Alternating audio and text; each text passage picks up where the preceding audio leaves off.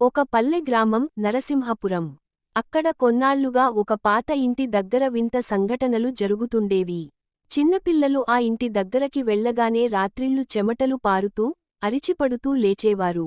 వారు అంటారు, ఒక బొమ్మ మాట్లాడింది, మమ్మల్ని తనతో ఆడమన్నది. ఆ ఇల్లు ముందు ఆటబొమ్మలతో నిండి ఉండేది, పాత పలు బొమ్మలు, బైసికిళ్ళు, చెక్క బొమ్మలు. ఎవరు తీసిపారేసినా మళ్లీ వచ్చేవి. కొందరు ఊరివాళ్లు దాన్ని పిల్లల దయ్యం ఇల్లు అని పిలవడం మొదలు పెట్టారు. ఒకరోజు అన్వి అనే 12 ఏళ్ల బాలిక కొత్తగా ఆ ఊరికి వచ్చింది. ఆమెకి అలాంటి కథలు నమ్మకం లేదు.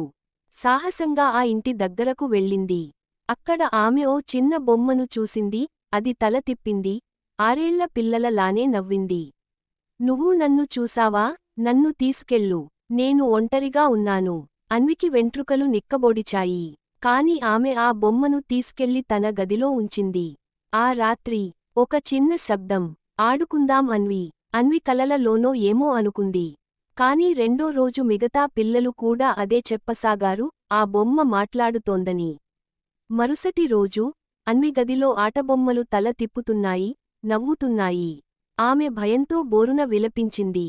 అమ్మానాన్నలు బొమ్మను తీసుకెళ్లి కాల్చేశారు. ఆ ఇల్లు వద్ద తిరిగి ఓ రాత కనిపించింది. పిల్లలతో ఆడాలన్నదే నా కోరిక. నేను చెడదానిని కాదు. మిమ్మల్ని ప్రేమిస్తున్నాను. అదే రోజు నుండి ఆ ఇంటిలో ఆటబొమ్మలు మాయమయ్యాయి. కాని ప్రతి సంవత్సరం ఆ రోజు ఒక బొమ్మ ఆ ఇంటి మెట్లపై కూర్చుంటుంది. చిన్న నవ్వుతో, ఆడుకుందాం డ్యాష్ డ్యాష్ డ్యాష్. మెదడు కథ పాఠం. అప్పుడు ఊరంతా తెలిసింది, అది దయ్యం కాదు. ఒంటరితనంతో నిండిన ఒక ఆత్మ. ప్రేమ కోసం తపించిన చిన్నారి.